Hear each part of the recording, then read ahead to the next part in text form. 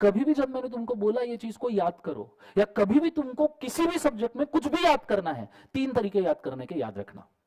कितने तरीके? 3। पहला तरीका, अगर आप अकेले बैठे हो, ट्राई करना अकेले ही बैठो। सो अगर आप अकेले बैठे हो, आंखें बंद, और जो अभी पढ़ाया मैंने आपको 10 चैप्टर याद करने के लिए बोले, आंखें बंद, आंखें बंद करके याद करो। फर्स्ट का था, सेकंड का था, थर्ड का था, फोर्थ का था, स्टार्टिंग एंडिंग सेक्शन क्या थे।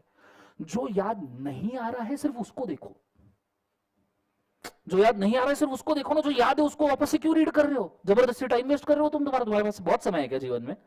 बहुत कम समय अपने पास। तो जो याद है उसको देखना क्यों? आंखें बंद, याद करो। जो याद नहीं आया उसको देख लो, और याद नहीं आए तो भी 5 सेकंड वेट करो। हैव पेशेंस, ठीक है? अपन 15 सेकंड की रील वाले लोग हैं, समझ में आ रहा है सबको? हाँ है ना? तो 15 सेकंड तो भी पेशेंस होना चाहिए जीवन में। तो we have a patience, 5 second patience. नहीं याद है, स्टॉर्म योर माइंड। दिमाग is a weapon, the more you will sharpen it the more it will cut down, ठीक है? आप उसको एकदम मार मार के पत्थर बना दिए हो, उसको प्रेशराइज करो, उसको याद कर रहे। तुमको एग्जाम में याद करके लिखना है, समझ रहे हो? तुम एग्जाम में देख के नहीं लिखना है भाई, याद करना है फिर लिखना है। तो तुमको उसको ट्रेन करना पड़ेगा याद करके लिखने के लिए, देख के लिखने के लिए ट्रेन नहीं करना है। समझ आ रहा है मैं क्या कह रहा हूं? तो पहले आंखें बंद, याद करो। जो नहीं आ रहा 5 सेकंड्स वेट, ट्राई करो कि वो याद आएगा, ट्राई करो याद आएगा। ये स्पैन 5-5 सेकंड का बढ़ाते जाना, कभी 10 सेकंड, फिर 15 सेकंड, फिर 20 सेकंड, यूज इट, ठीक है? जो फिर भी याद नहीं आया तो देखो उसको याद कर लो, वापस आंखें बंद, अगली सीरीज शुरू। This is how you should study. ये पहला तरीका अगर अकेले हो। दूसरा तरीका अगर अगेन अकेले हो, ये मोर इफेक्टिव है। आंखें बंद करके याद करने से बेटर तरीका ये है, रफ बुक, मतलब आपके हाथ में जो भी बुक है पीछे जाओ, रफ में एकदम लास्ट पेज पे एकदम, ठीक है? और वहां पे ना लिख के देखो, जो अभी तुमको याद करना है लिख के देखो, शुरू करो। प्रिलिमिनरी, ऐसा जरूरी नहीं कि एकदम फॉर्मेट में लिखो, सीधा प्रिलिमिनरी के लिए PRE लिखा 1-2, फॉर्मेशन कॉर्पोरेशन FNI 3 से लेकर 22, ऐसा लिखो। और फिर देखो कौन सा तुमको, वहां पे भी समझ में आएगा कौन सा याद नहीं आ रहा। उसके लिए भी वहां पे बुक में देखते बैठो कि नहीं आ रहा, ठीक है आएगा आएगा, वेट करो, नहीं आ रहा फिर देखो। समझ में आ रहा है सबको? हाँ है ना?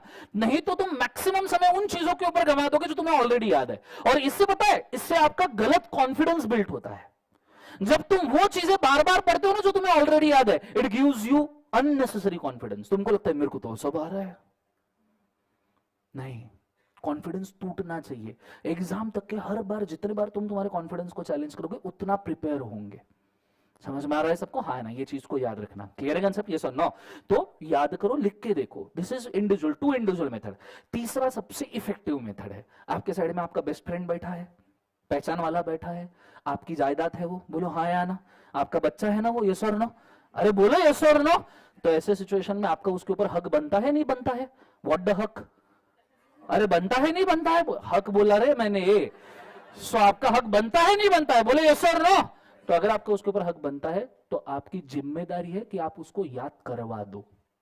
उससे याद करवाओ मत, याद करवा दो। मैं आपको एक बहुत सिंपल टेक्निक बोलता हूं, जो कंसेप्ट आपको याद नहीं होता और समझ में नहीं आता, this is the most effective. किसी दूसरे को पढ़ा के देखो। जब तुम किसी को पढ़ाते हो ना, तुम तब तक नहीं पढ़ा सकते जब तुम खुद कंसेप्चुअली क्लियर नहीं हो। मैं तुम्हें पढ़ा सकूंगा क्या अगर मैं खुद कंसेप्चुअली क्लियर नहीं हो? तो दूसरे को पढ़ा के देखो। उस पढ़ाने में खुद की कंसेप्ट इतने क्लियर हो जाएंगे तुम कभी भूलोगे नहीं। समझ में आया? पर इसके लिए कोई आदमी साथ में चाहिए, ठीक है? Depending on your choice. So कोई तो भी साथ में चाहिए। मैं तो कई बार ये भी बोलता हूँ कि बच्चों को घर पे, अगर आपके कोई नहीं है लाइव स्ट्रीम वाले, घर पे अगर तुम्हारे को, घर पे मम्मी को पढ़ाओ, पापा को पढ़ाओ, दीदी को पढ़ाओ। मेरे मम्मी को आधे कंपनी सेट के सेक्शन याद है। जब मैंने टीचिंग की शुरुआत की थी उसी को पढ़ाता था। फिर 4 दिन मेरे को घर से बाहर निकाल दिया, फिर 5वें दिन अपना बच्चा समझ के वापस ले लिया।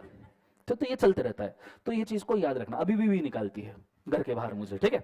तो ये चीज को आपने अच्छे से याद रखना। किसी और को पढ़ाने से पुण्य भी मिलता है, उसको भी अच्छे से समझ में आएगा और तुम्हारे कंसेप्ट भी क्लियर होंगे, प्रोवाइडेड तुम्हारे कंसेप्ट क्लियर है।